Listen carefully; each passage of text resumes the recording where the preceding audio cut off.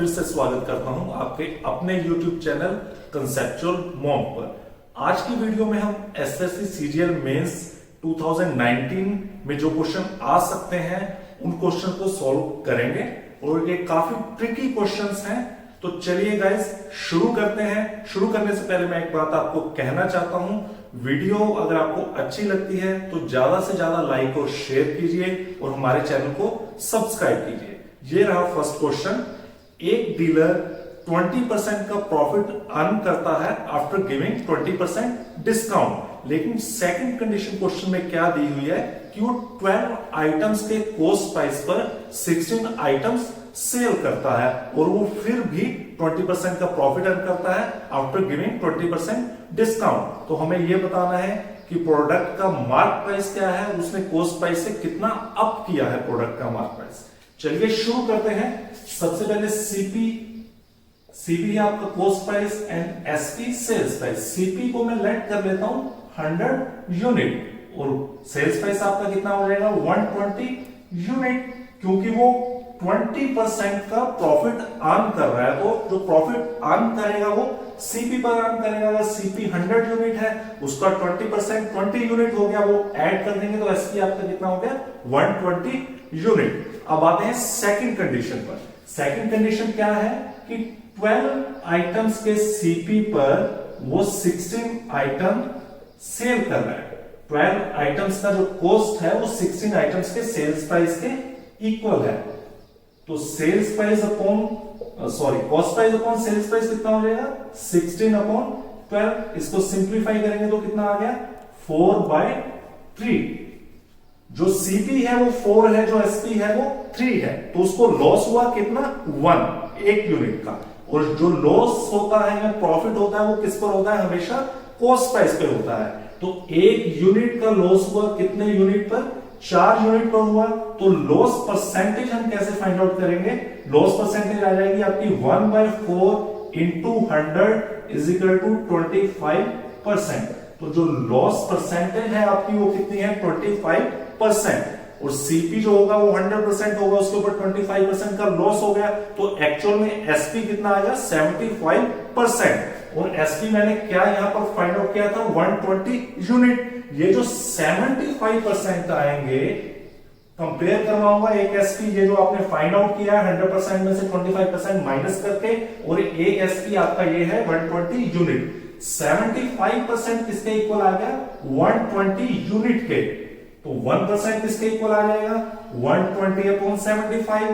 Then 100% की आपकी value क्या आ जाएगी 120 अपॉन में 75 इंटू 100। जब इसको सॉल्व करेंगे तो ये कितना आ जाएगा 160 यूनिट। आपका कितना आ गया 160 यूनिट। जब दोनों सेल्स प्राइस को मैंने कंपेयर करवाया तो वैल्यू कितनी आ गई 160 यूनिट। लेकिन आपको सेल्स प्राइस फाइंड आउट नहीं करना, क्या फाइंड आउट करना है मार्क प्राइस। उस आइटम का मार्क प्राइस कितना था और वो कॉस्ट प्राइस से कितना अप था। मार्क प्राइस कैसे फाइंड आउट करेंगे, सेल्स प्राइस कितना है 120 यूनिट, लेकिन सेल्स प्राइस कब आया आफ्टर गिविंग 20% डिस्काउंट। तो किसी आइटम का अगर मार्क प्राइस 100% था तो उसका 80% ऑफ एमपी जो है 80% ऑफ मार्क प्राइस किसके इक्वल आ गया 160 यूनिट के। 80% ऑफ मार्क प्राइस किसके इक्वल आ गया 160 यूनिट के। तो 1% ऑफ एमपी कितना आ जाएगा 1% ऑफ मार्क प्राइस कितना आ जाएगा 160 अपॉन में 80। और हमें क्या निकालना है कि 100% टोटल मार्क प्राइस कितना था 160 अपॉन में 80 इंटू 100। 160 अपॉन में 80 इंटू 100 वो कितना आ जाएगा आपका 200 यूनिट। कितना आ जाएगा 200 यूनिट। तो आपका मार्क प्राइस क्या आ गया 200 यूनिट और आपका सीपी कितना था 100 यूनिट। तो मैंने कितना अप किया है 100 यूनिट अप किया है, यानी कि 100% जो मार्क प्राइस है वो सीपी से कॉस्ट प्राइस से अप किया है। यही आपका आंसर है। नेक्स्ट क्वेश्चन है, एक बर्गर कंपटीशन में 3 लोग पार्टिसिपेट करते हैं, A B and C.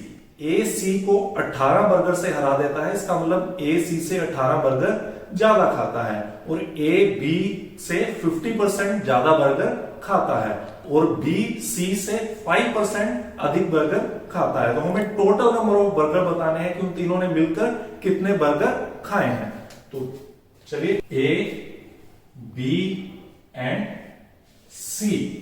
B को लेट करते हैं। अगर बी 100 बर्गर खाता है, 100 यूनिट ऑफ बर्गर खाता है, तो ए उससे 50% ज्यादा बर्गर खाता है, तो ए कितने खाता है? 150 यूनिट। अगर बी 100 यूनिट बर्गर कंज्यूम करता है तो ए कितने करता है? 150 यूनिट। और बी ने सी से कितने ज्यादा खाए हैं, इसको थोड़ा सा सिंप्लीफाई कर लेते हैं। पहले क्या आ जाएगा? 3 एंड 2, 50 से इसको कट कर देंगे। 3 और 2, इनका जो रेशो आ गया है ए और बी का, वो कितना आ गया? 3:2। और बी और सी का रेशो क्या आ जाएगा? क्योंकि बी जो है वो सी से 5% बर्गर अधिक खाता है। अगर सी 100 बर्गर खाता है तो बी कितने खाता है? 105। अगर सी 100 बर्गर खाता है तो बी कितने खाता है? 105। इसको सिंप्लीफाई करेंगे तो कितना आ जाएगा? 21 और 20।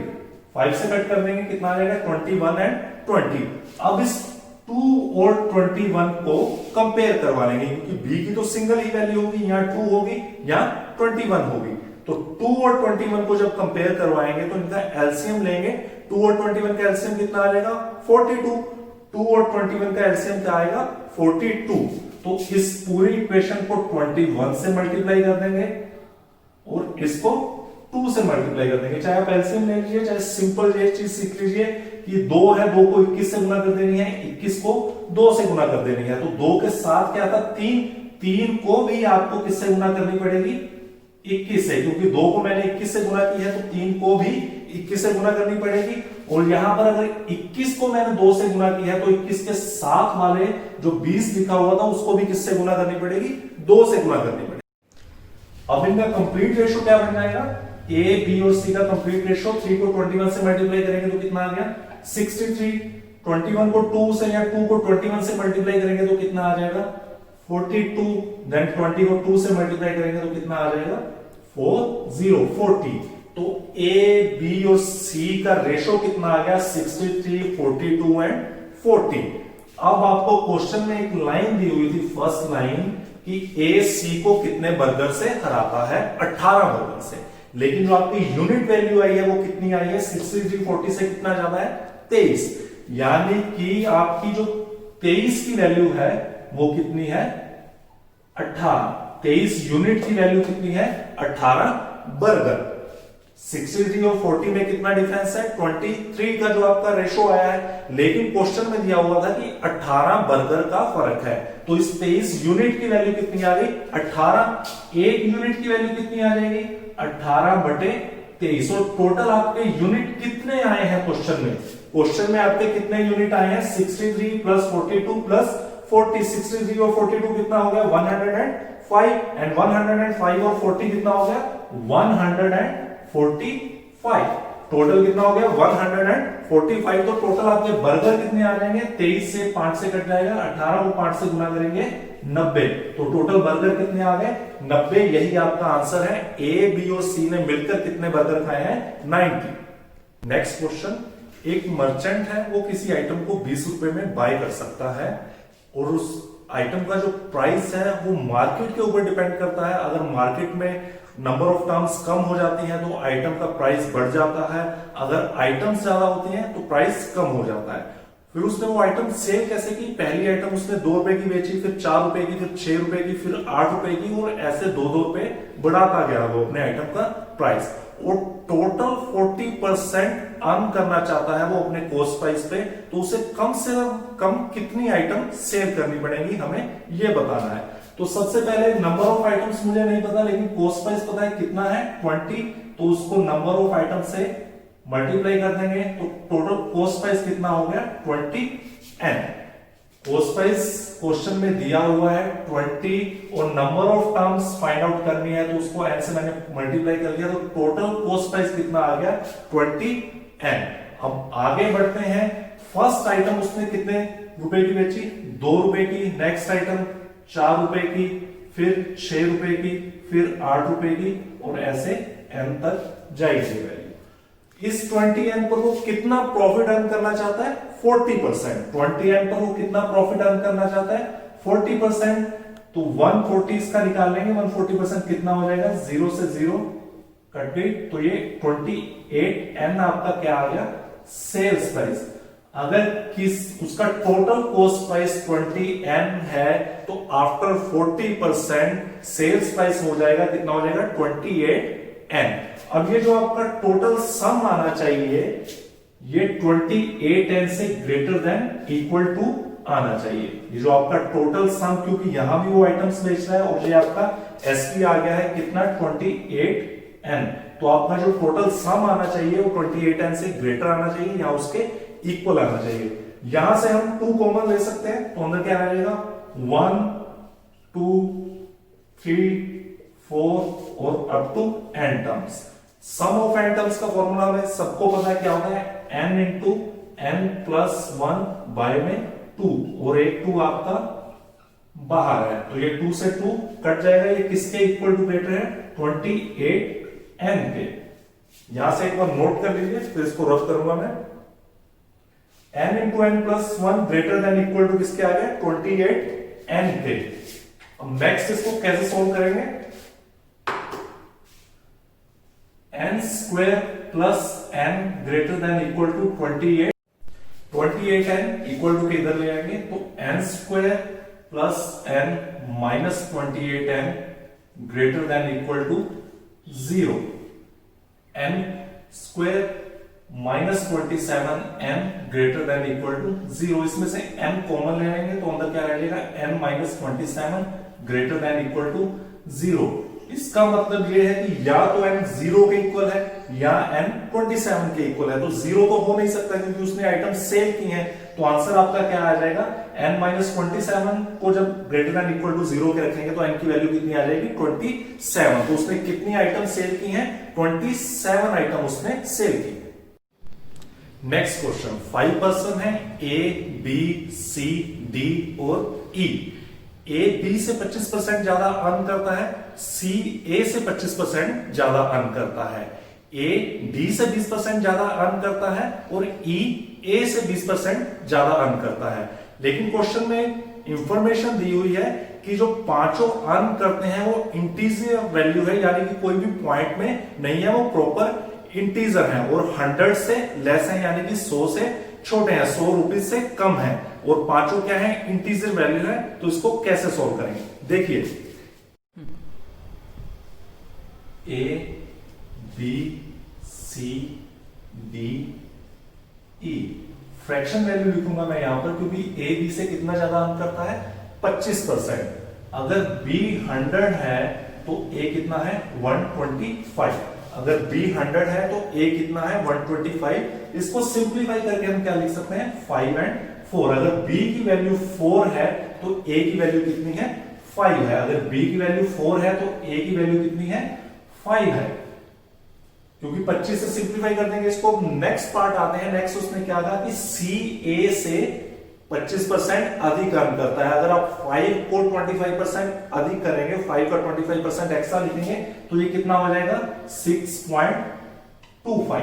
ये कैसे आएगा मैं आपको करके दिखा देता हूं। आपको इतना 5 गुना 125/100, क्योंकि 5 का 25% ज्यादा है, 5 का 125% कितना आ जाएगा, 25/4, तो वो कितना आ गया, 6.25। अब नेक्स्ट लाइन पर आइए, यानी कि 120% है जो वो 5 के बराबर है।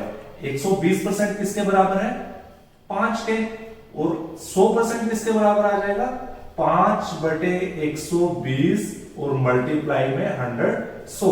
जब इसको सॉल्व करेंगे तो 50/12, 50/12। इसको सिंप्लीफाई करेंगे तो कितना आ जाएगा, 25/6। डी की वैल्यू कितनी आ गई आपके पास, 25/6।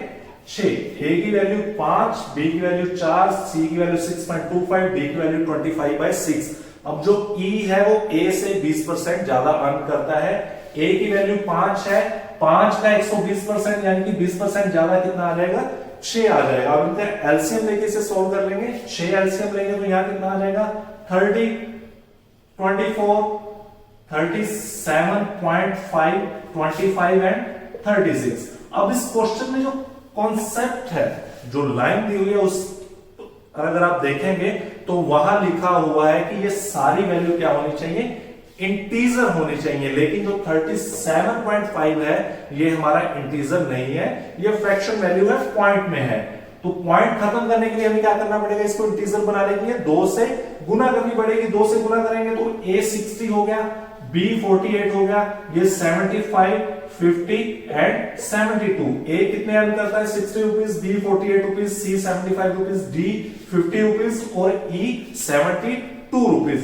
इन सबको ऐड कर देंगे तो आपका आंसर आ जाएगा कितना, 305 रुपए। एक बार फिर से देख लीजिए कि हमें ऐसा इंटीजर बताना था जो 100 से कम हो, तो ऐसा इंटीजर 100 से जो कम हो वो क्या है, 75।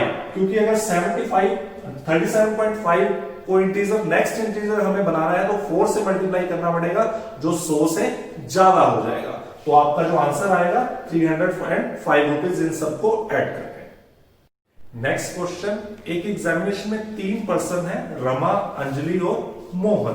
जो रमा का स्कोर है वो अंजलि और मोहन के स्कोर के सम का 1/12 है, लेकिन रिव्यू करने के बाद पता चला कि तीनों के 6 मार्क्स कम थे जो कि इंक्रीज कर दिए गए हैं, और अब उनके मार्क्स का रेशो क्या है, अंजलि, मोहन और रमा के मार्क्स का रेशो 11, 10 और 3 है। अंजलि, मोहन और रमा के मार्क्स का रेशो 11, 10 और 3 है आफ्टर रिव्यू। तो मैं इसको क्या लिख सकता हूं, 11x, 10x एंड 3x। ये आफ्टर 6 मार्क्स इंक्रीज होने के बाद है। तो प्रीवियस रेशो क्या आ जाएगा इनका, 11x माइनस 6, 10x माइनस 6 और 3x माइनस 6। अंजलि, मोहन और रमा का प्रीवियस रेशो क्या है, 11x minus 6, 10x minus 6, 3x minus 6, और ये करंट का रेशो है, अब का रेशो है। और पहले क्वेश्चन में एक लाइन दी हुई थी, क्वेश्चन की फर्स्ट लाइन, कि जो रमा के मार्क्स हैं, वो अंजलि और मोहन के मार्क्स के सम का 1/12 है। तो इन दोनों को ऐड कर देंगे, अंजलि के मार्क्स और मोहन के marks, 11x minus 6 plus 10x minus 6, और कंडीशन सेटिस्फाई करवा दी कि रमा के जो मार्क्स हैं इन दोनों के मार्क्स के सम का 1/12 है। 12 इधर आकर मल्टीप्लाई हो जाएगा, 36x minus 72 is equal to 11x और 10x कितने हो गए, 21x, और माइनस 6 कितना हो गया, 12। तो 36x है, x वाली वैल्यू एक तरफ कर लेते हैं, 21x इधर आकर माइनस हो जाएगा, 36 में से 21x माइनस करेंगे तो कितना रह जाएगा, 50x। 72 इधर माइनस का है, उधर जाकर क्या हो जाएगा, प्लस का हो जाएगा। 72 प्लस का है, उसमें से 12 माइनस करेंगे तो कितना ही वैल्यू आ जाएगी, 60। तो x की वैल्यू क्या आ जाएगी, 60/15, 4। x की वैल्यू कितनी आ गई, 4। अब हमें बताना है कि अंजलि के मार्क्स रमा के मार्क्स से कितने ज्यादा हैं। तो अंजलि के मार्क्स कितने हैं, 11x, और x की वैल्यू क्या है, 4, तो ये आपका 44 हो जाएगा। और रमा के मार्क्स कितने हैं, 3x, x की वैल्यू कितनी है, 4, तो ये आपके 12 हो जाएंगे। तो इनका डिफरेंस कितना आ जाएगा, 44 माइनस 12, 32 मार्क्स। यही आपका आंसर है। चलिए दोस्तों, आज के सेशन में इतना ही। नेक्स्ट वीडियो में मिलते हैं कुछ और ट्रिकी क्वेश्चंस के साथ। इन क्वेश्चंस को याद से रिवाइज कर लीजिए, क्योंकि ये एसएससी सीजीएल में क्वेश्चंस आ सकते हैं। तो आज के लिए इतना ही।